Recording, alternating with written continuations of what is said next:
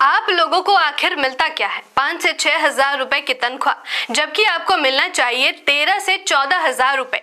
कंपनियां मजदूरों के साथ बेईमानी कर रही है, लेकिन यहाँ के विधायक और सांसद कभी ये देखने नहीं आते कि मजदूरों को उनका हक मिल रहा है या नहीं। हरिद्वार में मजदूर आंदोलन के बीच जब people's party of India democratic के पूर्व राष्ट्रीय अध्यक्ष मूल निवासी दयाराम धरना स्थल पर पहुंचे तो उनका यह बयान वहां मौजूद मजदूरों के अंदर नया जोश भर गया। उन्होंने मजदूरों से कहा कि चुनाव के समय नेता गरीबों की मजबूरियों का फायदा उठाते हैं, शराब, पैसा और दूसरे लालच देकर वोट लेते हैं, लेकिन चुनाव खत्म होते ही मजदूरों की समस्याओं को भूल जाते हैं। मैं आकृति और आप देख रहे हैं MNT न्यूज नेटवर्क। उत्तराखंड के हरिद्वार में मजदूरों के अधिकारों को लेकर चल रहा संघर्ष अब बड़ा सामाजिक और राजनीतिक मुद्दा बनता जा रहा है।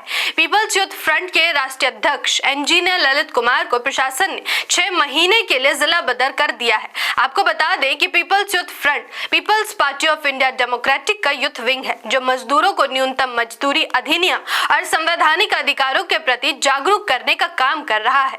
इंजीनियर ललित कुमार लंबे समय से प्राइवेट कंपनियों में मजदूरों को कम वेतन, ओवर टाइम भुगतान न मिलने और श्रम कानूनों के उल्लंघन के खिलाफ आवाज उठाते रहे हैं।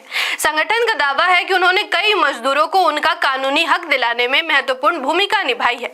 मामला तब गरमाया जब हरिद्वार के झबड़ेरा क्षेत्र स्थित असाही इंडिया ग्लास लिमिटेड के मजदूरों ने वेतन वृद्धि और श्रमिक अधिकारों को लेकर आंदोलन शुरू किया।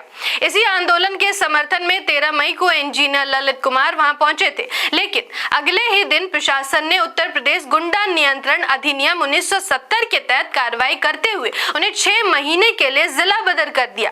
अब सबसे बड़ा सवाल यही उठ रहा है कि आखिर मजदूरों की आवाज उठाने वाला व्यक्ति प्रशासन की नजर में गुंडा कैसे बन गया? क्योंकि आमतौर पर गुंडा एक्ट का इस्तेमाल उन लोगों पर किया जाता है जिन पर हिंसा, दंगा, रंगदारी, धमकी या लगातार आपराधिक गतिविधियों में शामिल होने जैसे गंभीर आरोप हो। लेकिन अब तक प्रशासन ऐसा कोई स्पष्ट प्रमाण सार्वजनिक नहीं कर पाया है जिसमें यह साबित हो कि मजदूर आंदोलन के दौरान ललित कुमार ने हिंसा या कानून व्यवस्था बिगाड़ने जैसी कोई हरकत की हो। इसी वजह से अब इस कार्रवाई को लेकर मजदूरों और सामाजिक संगठनों में भारी नाराजगी देखने को मिल रही है। बड़ी संख्या में लोग धरना प्रदर्शन पर बैठे हैं और प्रशासन पर मजदूरों की आवाज दबाने के आरोप लगा रहे हैं। धरना स्थल पर पहुंचे people's party of India democratic के पूर्व राष्ट्रीय अध्यक्ष मूल निवासी दयाराम जी ने मजदूरों से एकजुट रहने की अपील करते हुए बाबा साहेब डॉक्टर भीमराव अंबेडकर का नारा शिक्षित बनो, संगठित रहो और संघर्ष करो दोहराया। उन्होंने कहा कि संघर्ष तभी सफल होगा जब मजदूर संगठित रहेंगे। दयाराम जी ने कहा, घबराने की जरूरत नहीं है, ललित कुमार को जिला बदर जरूर किया गया है, लेकिन हमें विश्वास है कि हम उन्हें इससे पहले वापस लेकर आएंगे। आपका मनोबल नहीं गिरना चाहिए, ज्यादा से ज्यादा लोगों को जोड़िए, क्योंकि तनख्वाह बढ़ेगी तो सबकी बढ़ेगी, किसी एक की नहीं। उन्होंने मजदूरों को संबोधित करते हुए कहा, आप मुझे बताइए आप लोगों को क्या मिलता है? आप लोगों का 5 से 6 हजार रुपए तनख्वाह है, क्योंकि बेईमान है ये कंपनी वाले।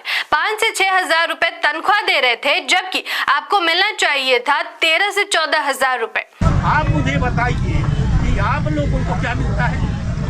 आप लोगों का 5 से 6 हजार तनख्वाह, ये बेईमान जो है कंपनी वाले 5-6 हजार रुपया तनख्वाह दे करके कर रहे थे, जबकि आपको मिलना चाहिए 13-14 हजार। ठीक है, और इनको कुछ नहीं समझ। और यहाँ का विधायक क्या कर रहा है, यहाँ के सांसद क्या कर रहे हैं, इनको नहीं देखना है कि ये हमारे ही समाज के लोग हैं, गरीब लोग हैं, मजदूर हैं। इनकी चिंता इनको होना चाहिए।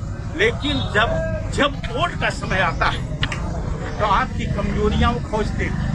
उन्होंने क्षेत्र के विधायक और सांसद पर हमला करते हुए कहा, यहाँ के विधायक क्या कर रहे हैं, यहाँ के सांसद क्या कर रहे हैं? इनको नहीं देखना कि हमारे ही समाज के गरीब लोग हैं, मजदूर हैं, इनकी चिंता इनको होनी चाहिए। लेकिन जब वोट का समय आता है तब आपकी कमजोरियां वो खोजते हैं कि क्या कमजोरी इनके अंदर है। कमजोरी है पीने की, दारू दे देंगे, मुर्गा खाना है मुर्गा दे देंगे, और भी समान संसाधन आपको दे देंगे, पैसे देंगे और फिर आपके वोट से फिर से सांसद सांसद विधायक बन जाएंगे, फिर आपका बेड़ा गर्क करेंगे जैसा कि अब तक करते आए हैं। इसलिए इन विधायक सांसदों ने इन कंपनियों में दौरा नहीं किया कि क्या हो रहा है, मजदूरों को उनकी मजदूरी मिल रही है या नहीं मिल रही है, उनका जायज हक मिल रहा है या नहीं मिल रहा है। केवल घोषणा कर देते हैं, इसके अलावा और कुछ नहीं करते हैं। इसलिए आप सभी लोगों को इस विषय में अलर्ट रहना है और कभी भी किसी दिशा में पीछे नहीं हटना है। बताते चले कि अब यह मामला सिर्फ एक व्यक्ति का नहीं रह गया है। यह सवाल बन चुका है कि क्या मजदूरों के हक की लड़ाई लड़ना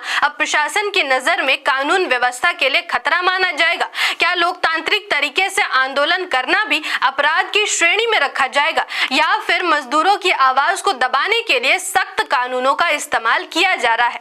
हरिद्वार का यह मामला अब मजदूर अधिकार, लोकतांत्रिक विरोध और प्रशासनिक शक्तियों के इस्तेमाल पर एक बड़ी बहस खड़ी कर रही है। इस पूरे मामले पर आपकी क्या राय है, हमें कमेंट करके जरूर बताइए। वीडियो को ज्यादा से ज्यादा शेयर कीजिए। धन्यवाद। जय संविधान, जय लोकतंत्र, जय भीम, जय मूल निवासी। MNT न्यूज नेटवर्क को सब्सक्राइब करें, लाइक और फॉलो करना ना भूलें। साथ ही बेल आइकॉन दबाकर जन जागृति की मुहिम में जुड़े रहें।